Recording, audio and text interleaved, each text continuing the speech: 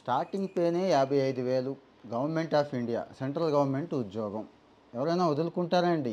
అది కూడా qualification just intermediate. చాలా చిన్న వయసులోనే ఈ ఉద్యోగాల్లోకి వచ్చేసి మంచిగా మంచి మంచి ర్యాంకులతో రిటైర్డ్ అయిన వాళ్ళు నాకు తెలుసు. ఇప్పటికి ఉద్యోగాలు చేస్తున్న వాళ్ళు చాలామంది ఉన్నారు. ఈ మధ్యకాలంలో తెలుగు రాష్ట్రాల వాళ్ళు ఎందుకో ఈ విషయంలో వెనకబడిపోయినారు. మరి అవగాహన లోపమేమో, నాకు అదే డౌట్ వస్తుంది. అందుకే నేను ప్రత్యేకంగా గవర్నమెంట్ ఆఫ్ ఇండియా ఉద్యోగాల మీద దృష్టి పెట్టి ప్రతి సమాచారం కూడా మీకు ఇవ్వాలనుకుంటున్నాను. కంబైన్డ్ హయ్యర్ సెకండరీ లెవెల్ అంటారండి వీటిని.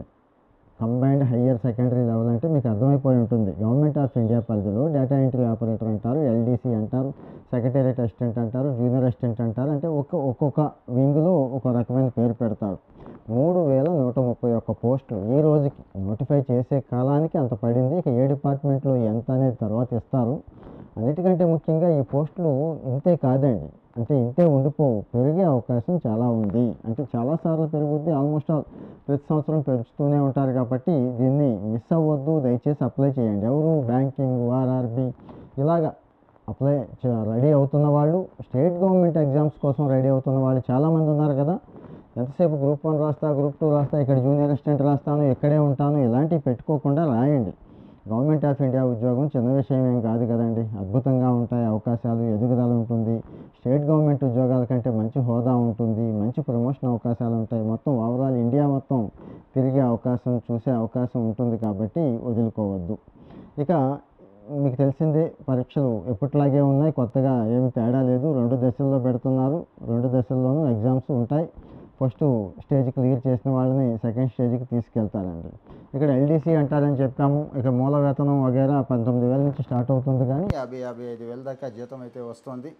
డేటా ఎంట్రీ ఆపరేటర్ అన్నా, జూనియర్ అసిస్టెంట్ అన్నా, ఎల్డీసీ అన్నా, ఎవరైనా కానీ అన్నిటికీ ఇదే. కాబట్టి అన్నిటికీ 55,000 జీతం అయితే వస్తుంది. ఇంకా ఎగ్జామ్ ఎలా ఉంటుందో చూద్దాం. ఇక్కడ టైర్ 1, టైర్ 2. టైర్ 1 అంటే ముందు ఎగ్జామ్ అండి, ఒక రకంగా ప్రిలిమినరీ అనుకోండి. ఇది ఇక్కడ 200 మార్కులకి ఇస్తారు. ఈ ఎగ్జామ్ 200 మార్కులకి ఇస్తారు. 100 మాత్రమే క్వశ్చన్స్ ఉంటాయి. అంటే ప్రతి క్వశ్చన్కి 2 మార్కులు. జస్ట్ 60 నిమిషాలండి, గంటలో రాసేయాల్సి ఉంటుంది. చూడండి, మరి ఏదైనా తప్పు చేస్తే నెగిటివ్ మార్కింగ్ ఉంటుంది. తప్పు చేస్తే అర మార్కు తీసేస్తారు. అర మార్కు తప్పు చేస్తే తీసేస్తారు. ఇక 4 రకాలుగా, అంటే ఎగ్జామ్లో 4 రకాలుగైన డివిజన్స్ ఉంటాయండి. అవేంటి అనేది కూడా చూద్దాము. ఇంగ్లీష్ వచ్చి బేసిక్ లెవెల్ ఇంగ్లీషేనండి, ఎక్కువ కంగారు పడక్కర్లేదు. నార్త్ ఇండియాలో అద్భుతంగా ఇంగ్లీష్ వచ్చిన వాళ్ళు ఉండరు, మన వాళ్ళే చాలా బెటర్. చిన్నప్పటి నుంచి ఇంగ్లీష్ మీడియం చదువుతున్నారు కాబట్టి ఇందులో 25 మార్కులు.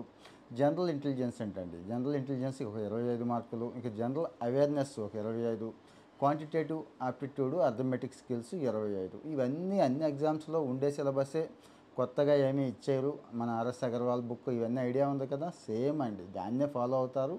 ఆర్ఆర్బి ఇవన్నీ కూడా ఒకే ప్యాటర్న్ ఉంటాయి, ఒకే స్టాండర్డ్ కూడా, ఇంటర్మీడియట్ స్టాండర్డే కాబట్టి అదే ఉంటుంది. తర్వాత టైర్ 3 అండి, టైర్ 2 ఎగ్జామ్. ఇది 3 సెషన్స్లో ఉంటుందండి. 3 సెషన్లు. మొదటి సెషన్లో 3 సెక్షన్స్ ఉంటాయి. ఇది కొద్దిగా టఫ్గా ఉంటుంది అనుకోవాలి, విచిత్రంగా ఉంటుంది. 3 సెక్షన్ 1లో mathematic abilities, reasoning and general intelligence. ఇందులో ఒక్కో విభాగం నుంచి 30 చొప్పున మొత్తం 60 ప్రశ్నలు ఇస్తారు. అలాగే ప్రతి ప్రశ్నకి 3 చొప్పున 180. ప్రతి ప్రశ్నకి ఇక్కడ 3 మార్కులు అండి, 180 మార్కులు ప్రశ్నాపత్రం ఉంటుంది. గంటలో పూర్తి చేసేయాలి దీన్ని. రెండో సెక్షన్లో ఇంగ్లీష్ లాంగ్వేజ్ కాంప్రహెన్షన్ ఉంటుంది, 40. జనరల్ అవేర్నెస్ 20 ప్రశ్నలు వస్తాయండి. ఇక్కడ కూడా అంతే, సేమ్ 3 మార్కులు ఇస్తారు, 180. గంట వ్యవధి, దీనికి కూడా గంట వ్యవధి. 2 సెక్షన్స్ అయినాయి కదా, మూడో సెక్షన్ కూడా రాయాల్సి ఉంటుందండి. మూడో సెక్షన్లో ఏమిస్తున్నారంటే కంప్యూటర్ పరిజ్ఞానం మీద ఇస్తున్నారు. దీని మీద 15 ప్రశ్నలు 45 మార్కులకు ఉంటాయి. ఇది తగ్గించాలండి, 15 ప్రశ్నలు 45 మార్కులకు ఉంటాయి. ఇక్కడ కూడా 3. సో మరి ఇక్కడ ఎక్కడ తప్పు చేసినా కానీ ఇందాక చెప్పుకున్నాం కదా, అర మార్క్ అయితే తీసేస్తారు. ఇక్కడ సెక్షన్ 4 కూడా ఉందండి, డేటా ఎంట్రీ పోస్టులకి అయితే కనుక. ఇందులో డేటా ఎంట్రీ కూడా అప్లై చేసుకుంటే అక్కడ 15 నిమిషాల్లో స్కిల్ టెస్ట్ ఉంటుంది. ఎల్డీసీ, జేఎస్ఏ జూనియర్ అసిస్టెంట్ పోస్టులు ఇవి అనుకున్నాం కదండి. 10 నిమిషాల వ్యవధిలో టైప్ టెస్ట్ అండి. టైప్ లోయరు హైయరు అయిపోయిన వాళ్ళు దానికి పెట్టుకుంటారు కదా ఇది.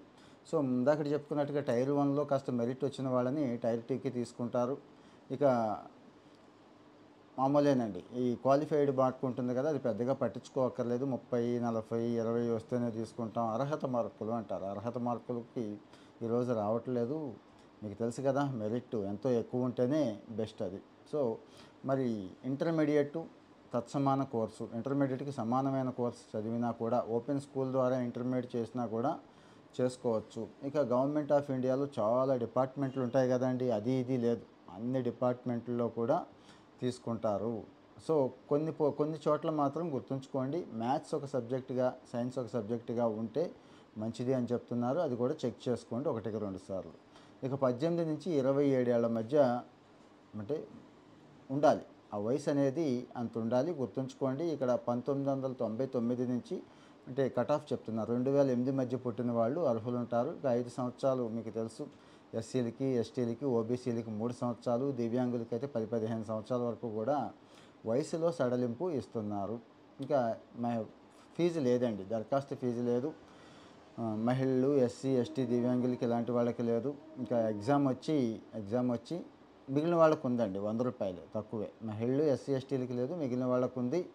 ఇంకా సెప్టెంబర్ 8 నుంచి 18 మధ్య ఎగ్జామ్ పెడతారు. అంటే డిఫరెంట్ స్లాట్స్లో పెడతారు, ఎక్కువ మంది అప్లై చేసుకుంటారు. మన తెలుగు రాష్ట్రాల్లో కూడా ఈవెన్ విజయవాడ, రాజమండ్రి, విశాఖపట్నం ఇలాంటి చోట కూడా జరుగుతున్నాయి. ఇక హైదరాబాద్ అవి చెప్పక్కర్లేదు, ఇక్కడ జరుగుతున్నాయి. టైర్ 2 వచ్చి ఫిబ్రవరి అండి, టైం చాలా ఉంది. ఇది 26 ఫిబ్రవరి నుంచి మార్చి మధ్య జరుగుతుంది టైర్ 2. ఇంకా ssc.gov.in ప్రత్యేకంగా నేను చెప్పక్కర్లేదు, గూగుల్లో ssc.gov.in అని కొడితే ఇప్పుడు మనం చెప్పుకున్న సమాచారం చక్కటి పీడిఎఫ్లో వస్తుంది. ఇంకాస్త డీటెయిల్డ్గా లోపలికి వెళ్ళి కూడా చదువుకోవచ్చు. అయినా కానీ ఈ వెబ్సైట్ లింక్ని నేను మళ్ళీ మీకు కామెంట్ సెక్షన్లో పేస్ట్ చేస్తాను, దాన్ని పట్టుకోండి, దాన్ని ఫాలో అయ్యి వెంటనే అప్లై చేసుకోండి.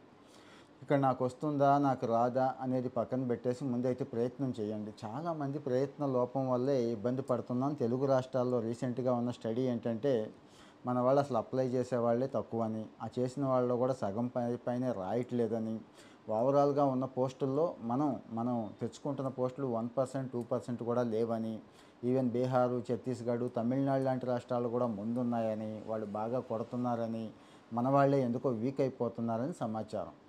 మరి ఎందుకు భయపడుతున్నారో నాకు అర్థం కాలేదు. ఇవి మన ప్రయత్నం అంటూ మనం చేస్తే మంచిగా గైడెన్స్ ఇచ్చేవాళ్ళు ఉన్నారు.